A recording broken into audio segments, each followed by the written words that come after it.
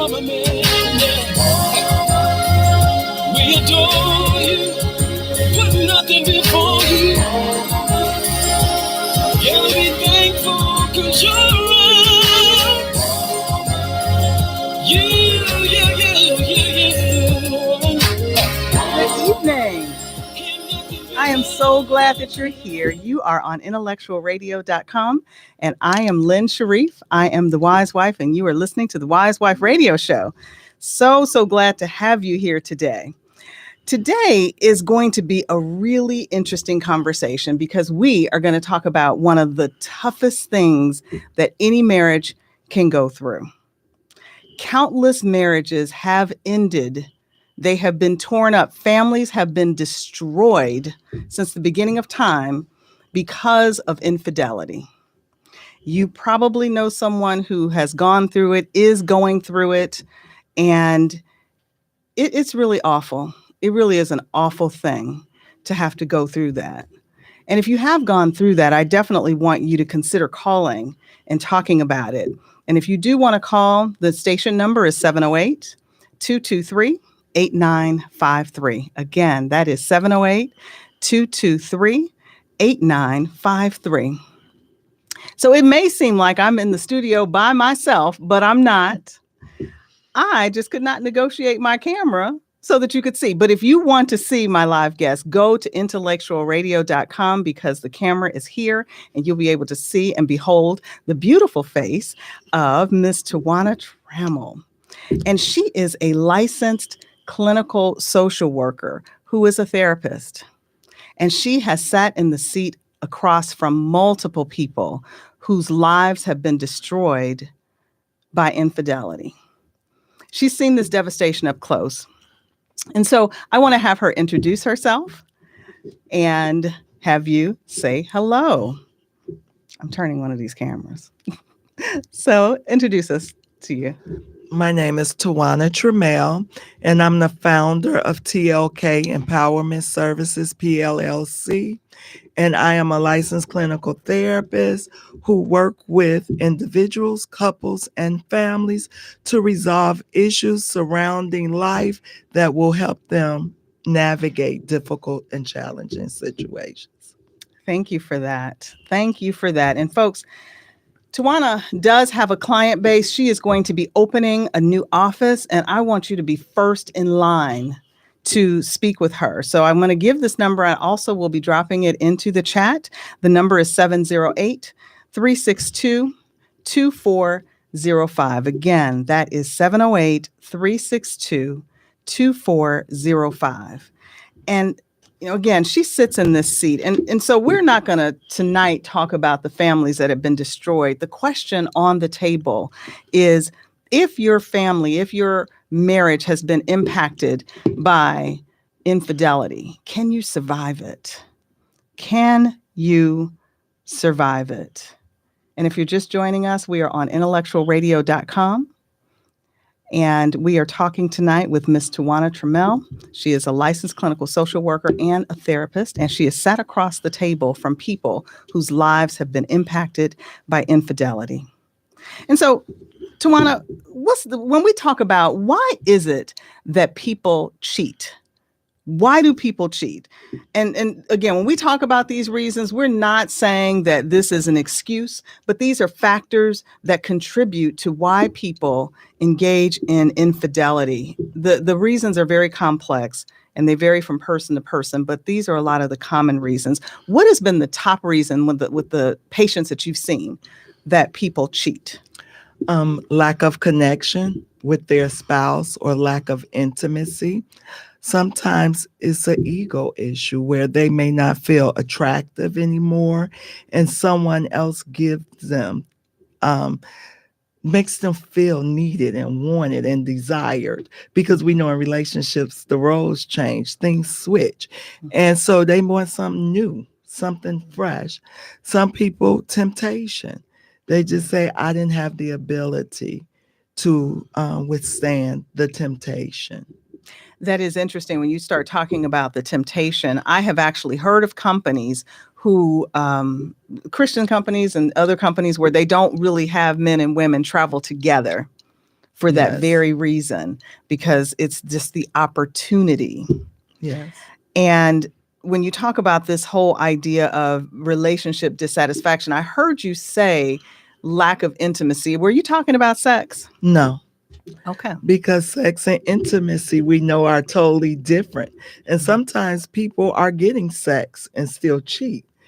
I'm talking about the connection between the spouses where they're in touch. They feel like their needs are met, like they're heard, like they're loved, like they're supported and encouraged. There's a lot of other ways to be intimate besides sex. I always say sex is the natural act of us coming together, but intimacy starts before we ever get to the bed.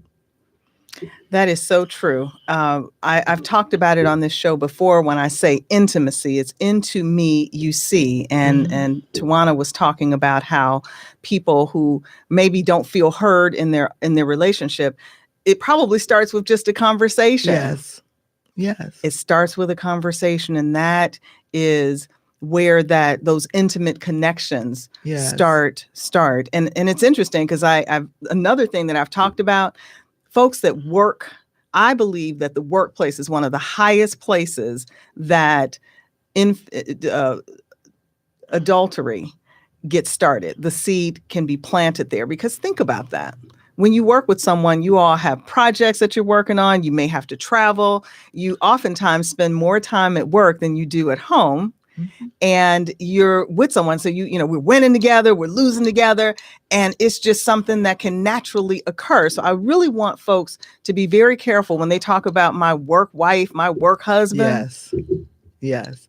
And nowadays, social media is right up there with work, because people are on their phones all day and all night. And so they get to see and dream about who they see. They get to go in their DMs. They can message them without even people knowing. So now social media is also a common place to meet people. Yeah, I can definitely agree. It's those DMs that are, hey. Yes. Hey. Nice outfit. Yeah. You look beautiful. And if you're not hearing that, then it can become intriguing. It can, for sure. And then one of the challenging things, we all know that marriage is wrought with challenges, and working through problems can get exhausting. And sometimes it's just easier to sweep that thing right on under the rug. Yes. To sweep it right under the rug. Yes, because if you don't address it, then you don't have to deal with it. And sometimes people already know that I'm not leaving. I want my house to be happy. So if I ignore it, then I never have to confront it.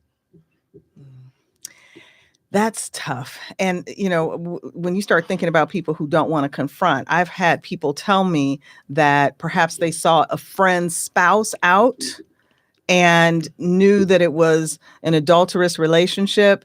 And the challenge is always, do you tell your friend that you saw their husband or their wife? And some people, they say, absolutely not. I'm not doing it. Correct. Because what ends up happening, if you're the source of the information and that couple decides to do the work and stay together, then you're viewed as the person who broke up the relationship or who caused chaos in the relationship. And so a spouse may say, I don't want you to continue to connect with that person because they caused harm to this relationship. Or the person you told may get angry because they weren't ready to hear the information. And so I always say, when people ask me that question, should you tell? You need to know your friends. And you all discuss it before it even happened, so that you'll know what their stance is. And that don't necessarily mean you agree with their stance or will follow it, but at least you have an idea of what their belief is surrounding that. For those of you who are joining us on the live video, I would love for you to drop in the chat. If you saw your friend's spouse, would you let your friend know? Drop it in the chat. I really want to know how people, where people are on this. And you're right, because when you hear something, you have to make a decision about it. That's right. What you're going to do about it. So if you don't tell me, I may never know or have to make a decision. But we got these kids, we got this Correct. mortgage, we got these cars, These and investments and this life. I've given you X amount of years of my life. Do I want to address that? yes, drop it in the chat, folks. Would you tell your friend if you saw their spouse? So I want to hear from you.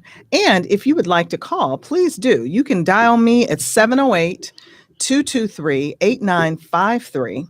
And if you are just joining us, you are on the Wise Wife Radio Show on IntellectualRadio.com. And I've got Miss Tawanna Trammell, and we are talking about infidelity and whether or not a marriage can survive it. Can a marriage survive it?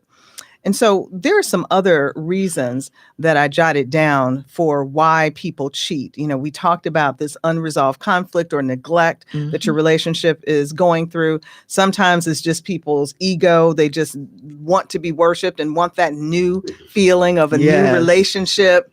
The escape and excitement is something that they want. They're like, I'm not trying to leave. I'm just trying to have a little fun. The lack of commitment. You had something very interesting to say about commitment and marriage. Do you remember what that was? Yes, I said marriage isn't just about love. Sometimes people make decisions because they don't, quote unquote, love them anymore. But marriage is about commitment. And commitment never changes, but our emotions do. And I think if we stay focused on the commitment component, then more marriages would last and people would stay together, because you're going to fall in and out of love during marriage. Sometimes you like your spouse, sometimes you not. You don't. And that's with any relationship, because there's ups, downs, ins, and out. But if you remember the commitment, then you're more likely to work through your challenges. That is true. I often say, and we all know, that love is not enough. Correct. Love is not enough. Love is great. I mean, it's a great starting point. But when you've been married for a long time, that love can go up and can go down. And so you cannot look at how you feel at the time, because your feelings, there are just times that, quite frankly, I don't like you. Right. But, you know, we have this commitment. We made this commitment before people and before God. And that is, I mean, that really, it does mirror. If you have a faith life, it really does mirror what happens in your faith life. That, you know, we don't always do right, but God doesn't just throw us away. Correct. So, and you made the commitment to the person you're married to. What about that commitment? Yeah. Am I just going to walk out, or am I going to stay and work toward resolution? That's true. We all make mistakes. We all are going to hurt our spouses unintentionally. And sometimes intentionally. Yeah. And there is something about the type of love that you need to have that's going to help you weather the storm when your spouse makes a mistake. I'm not talking just infidelity, but again, we are going to get to what happens if you are in a place where you've discovered an adulterous affair. Are we going to be able to save this marriage? Sometimes people cheat because of revenge. Yes. Maybe there's something that maybe they cheated a long time ago, and that's your way of getting back. Propping up your self-esteem. I need somebody to worship me, need somebody to be excited about. So there are a lot of reasons that go into why people cheat. But once you have discovered an affair, how do you decide if this is are we going to make it, or are we just done? I think you have to assess your relationship and determine what that relationship means to you. And you do that together. You have to talk about it. Is it for you worth saving? Is it worth the work? What would that look like moving forward? What are you willing to do to regain my trust? What can we do together to make sure there's no void in this relationship? But it takes you making a conscious decision, and you can only make that decision through communication and knowing what led to this affair And how can we prevent it? And are you willing to forgive it? Because a lot of people say they'll forgive, but forgiveness is really being done with not always bringing it up or not always holding your partner to the standard of that affair. Oh, the last time you told me you was going out with your friends, you had an affair. So you have to regain that trust, and you have to determine how are we going to do that. And it can take little things or major. Some people have to change jobs, change phone numbers, move. I mean, share your location. I need you to check in throughout the day. But you as a couple have to decide what that looks like to save your marriage. Yes. This is not, oh, I got caught in an affair. I'm sorry. And then Oh, we just no. go on. Just like nothing ever changes. You just said you were sorry and then we're just supposed to move on. Well, it really, it can't work like that. I get that it does work like that in many relationships because this is a long road to recovery. Yes, it is. And first, the person who had the affair have to acknowledge what that affair did to the other spouse and the depth of betrayal and hurt and dishonesty that took place and the damage it has caused. When you're talking, and by the way, we are talking to Miss Tawanna Trammell, and she is a licensed clinical social worker and a therapist who has sat across from many people who have been impacted by infidelity. And if you have an infidelity story that you'd like to tell, please don't hesitate to call us. We are here in the studio, IntellectualRadio.com at 708-223-8953. But you are speaking of this affair as though it were in the past. It is a horse of a different color if that person is in the middle of the affair and their spouse finds out. Correct. Because one of the things that happens, and this is real, there's an actual psychological name to it, but the craziness that occurs in a person's brain when they're in the midst of an affair, if they are discovered, they are probably in a place where they're thinking, you know what? I'm going over here.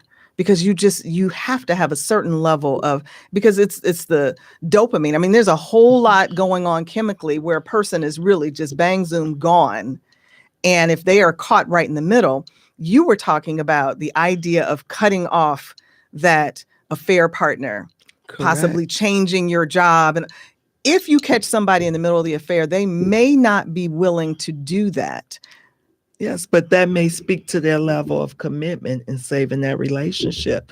Because when you want to save the relationship, you do what's necessary to make that spouse feel comfortable in moving forward with you. And like I said, that can take different things for different people. But you have to be willing to make that sacrifice. Because if you're not willing to change your number, and that's what the spouse needs, then there's never going to be a resolve. Then that means that one of the steps that we have is really understanding the impact, how this is like a stick of dynamite that has been stuck in the relationship. You have to talk about the anger, the betrayal, all of those things that the cheated upon spouse is going to have, their lack of trust. If you're not in a place of understanding or even acknowledging the impact, then you may not be one of the couples that can recover from this. That's correct. And you have to realize that your marriage may never be what it was before. That doesn't mean it can't be good. It doesn't mean that it can't blossom anymore. It just may be different. It's going to be different. Yes. This is something that is going to change the face of your relationship. Yes. But from people, and I'm sure that you have had some people who have gone through this and come out on the other side. Yes. They probably will say that their relationship is in a better place than it was. It's in a better place because now they're communicating and they know what the issue is and they know how to avoid it. They know how not to get themselves in those situations. So that's how it becomes better. Yes. And that's a really important point when you're talking about how not to get into situations. Remember, I talked about when you're working with someone, you have to know that that's a danger spot. And you also have to know that this whole concept of can men and women be friends? I feel some kind of way about it. If you are still, because again, all you need is just a little gap. And if you find yourself talking to someone more than you're talking to your spouse, I agree. when you're sharing hopes and dreams, when you're sharing all this stuff, you think that it's innocent, but please understand that your marriage is under attack and you don't even know it. Yes. And when you share the challenges you're having in your marriage with that friend, you are literally sticking dynamite in your shirt and you got a match. And it's just, it's dangerous. And I think it's naive to think that you can share your heart, dreams, challenges in your marriage with someone that you're just friends with and not expect your spouse to feel some kind of way about that. Not only feel some kind of way, but think that you're not going to feel some kind of way. Yeah. You're going to feel some kind of way. So that communication and vulnerability in communication has to be with your spouse. And if it isn't, when you're talking about remaking your relationship, you have to figure out where the problem is. Where's the problem? How did I get to a place where I am sharing all of my hopes, dreams, fears with someone else that's not my spouse? What's the problem? Yes. And it, to me, becomes dangerous when you have the person who is in the affair and you say, what led you to this? And they say, I don't know. Yeah, you need to know. Because if you don't know, the chances of you having another one of these encounters increases. You need to know what caused this behavior. Whatever it is, when you don't know, you can't prevent it. That makes perfect sense. That makes perfect sense. And here's the other thing. Do you think it's important or necessary for that couple to seek professional help? I think it's helpful. I think they have to assess if this is a situation they can get through alone. Some people have done it. Therapy that wasn't that popular with us until pretty recent. And many people who were married in my mother's generation never went to therapy. You can't be talking about your business outside this house. Right. They stayed at home and they worked through it, whatever that looks like, healthy or unhealthy. Yeah, I believe that one of the tick marks in the pro column of having and getting therapy is that oftentimes we drag in unhealthy beliefs into our marriage. We grew up with some stuff that really, quite frankly, is not good. And we saw some things that no one talked about. My daddy was having affairs. My mother never left. Uncle Joe was. My auntie never left.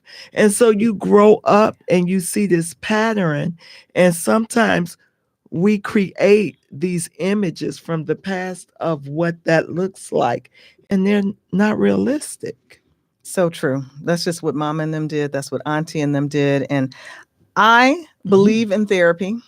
I believe that you need to work through some of the unhealthy thought patterns that you drag into your relationship. And I believe that Tawanna may be able to help you. So I'm going to give her number, 708-362-2405. Tawanna is going to be starting a practice, and I want you to be first in line if you have been impacted by infidelity, but for all of the things that you may be struggling with. I would love for you to be in contact with her to do that.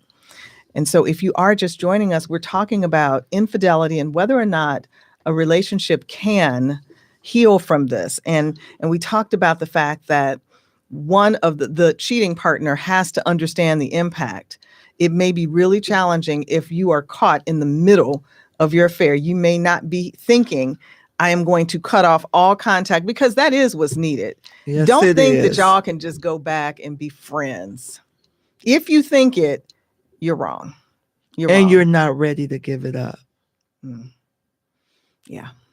You have to understand the impact, the communication and vulnerability that you displayed with your affair partner. You're going to have to shift that to your spouse. And one of the things I think people don't think about is once a spouse experience that kind of betrayal, it impacts their mental health. So you may begin to see some depression, some anxiety, a new level of stress, because that relationship impacts all of that. Their mood. You may notice when you're gone for a length of time, they get anxious and they start calling you a lot. Why are you not answering? Because now this affair has triggered some emotions in them that is causing them to suffer from some mental health issues. PTSD is real. Yes. It is real. And this is about the whole rebuilding trust. If you are the cheating partner, you can't go with you ain't over that yet. Correct. Because sometimes we think we over it and it may come up 10 years later. It could be a trigger. And you have to be willing to hear it. You have to stand. I call it standing in the paint. Yes. It's easy when you're out there on the floor, anybody slapping you in the face. But when you're in the paint, you really have to stand there and take it. You do have to take it if you want to rebuild the trust, because the trust has been destroyed. A marriage is nothing without trust. And you can't live the rest of your life.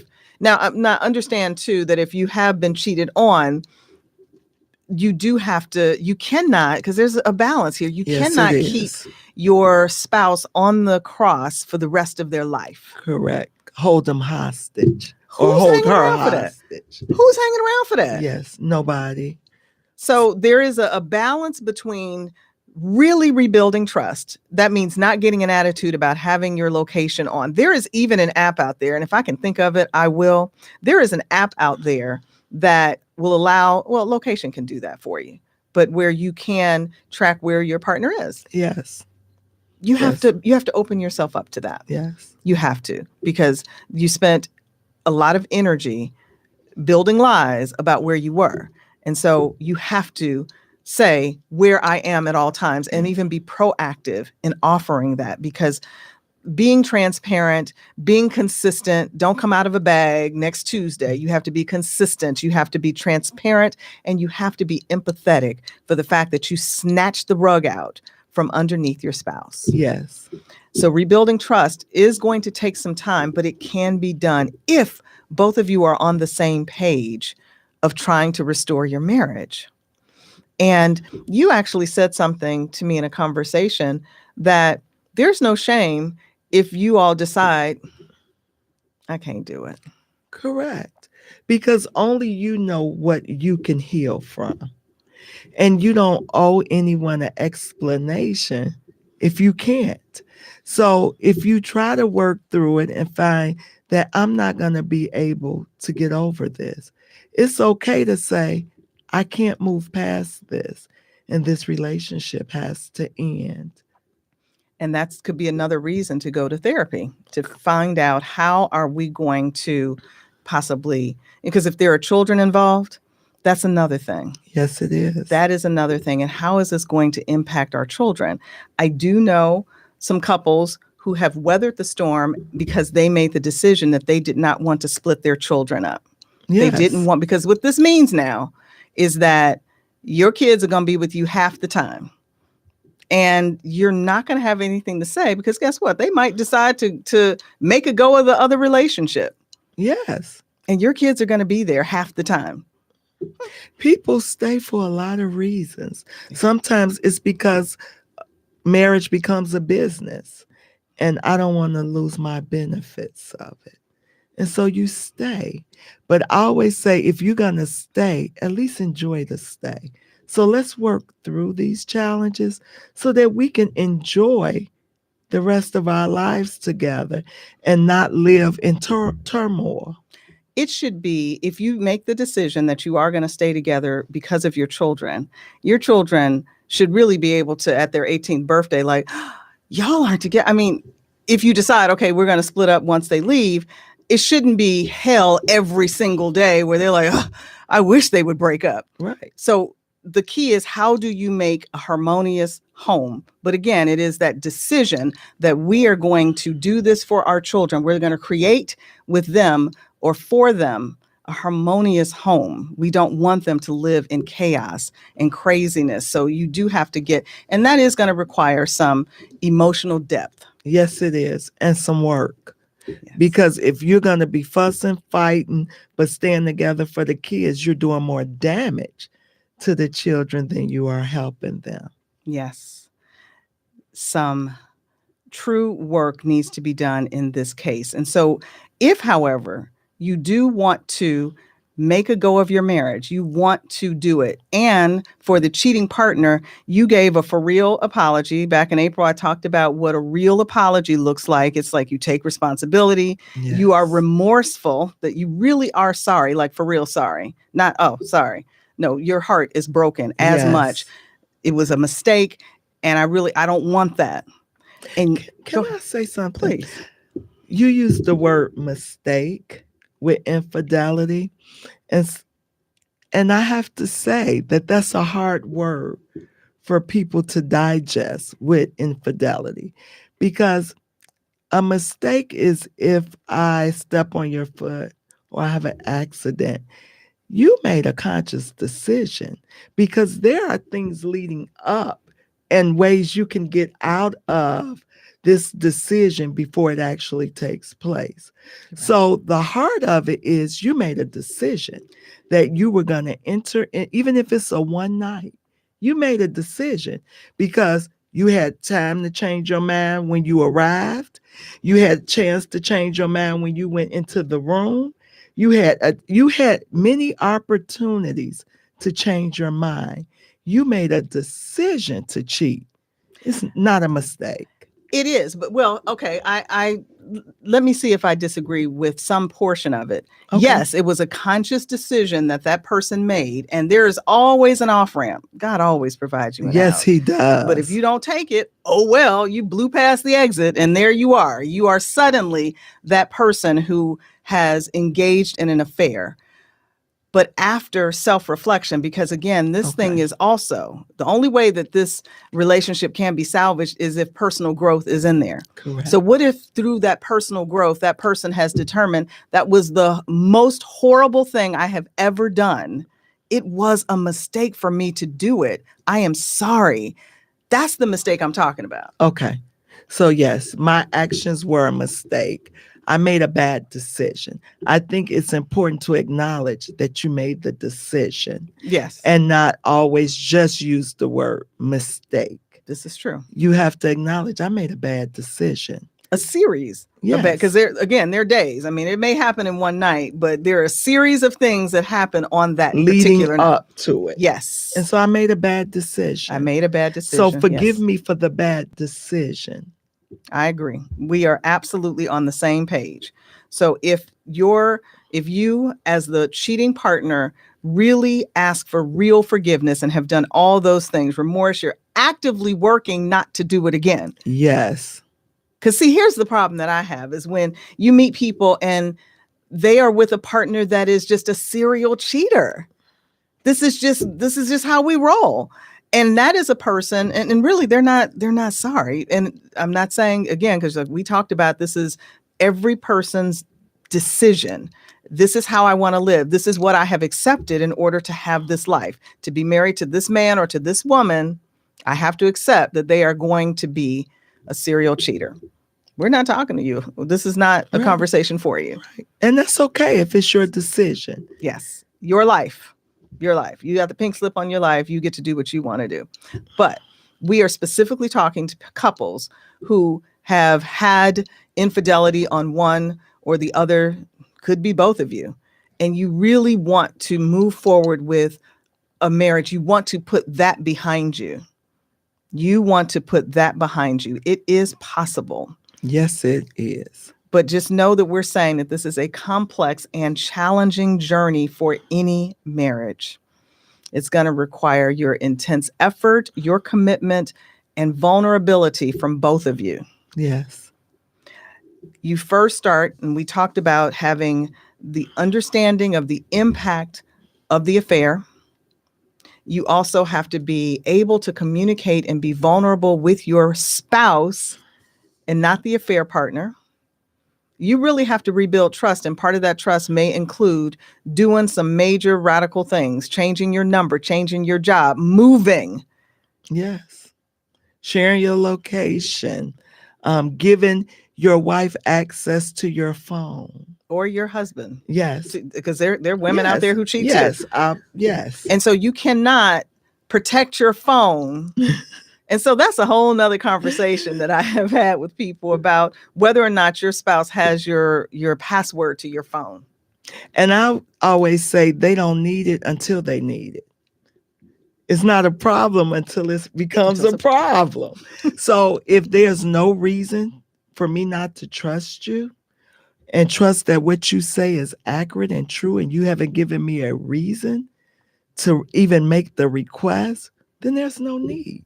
But once infidelity enters the relationship, if that's what I need for my peace of mind, then that's the expectation. And that's why I said you have to determine how far are you willing to go to save my marriage. That's it. Are you willing to walk this path? But please know that healing may not be easy, but if you are dedicated and you guys support that this is a direction that you want to go, please know that there are many marriages who have come through this fire. They've been burned, but they've made it out. Yes. Do you have couples in your practice that have made it through affairs? Yes. And according to Psychology Today, they did some research. 50% of couples who have experienced infidelity, their marriages have survived and thrived. Wow. That's good. That's really good stuff, folks. 50%. 50%. It is not a hopeless situation. And you also said something to me about sometimes it depends on the era of your life that you are. Yes. Tell the people about that. I said, I think our views on marriage and relationship change with age.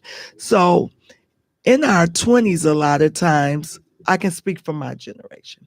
So in my 20s, a lot of my friends we would say, no, if you cheat, I'm done. By our 30s, we would say, yeah, I think I'm going to leave. By the 40s and 50s, it's like, oh no, I have too much invested. Let me see if this can be repaired. And that's just depending on where you are in life.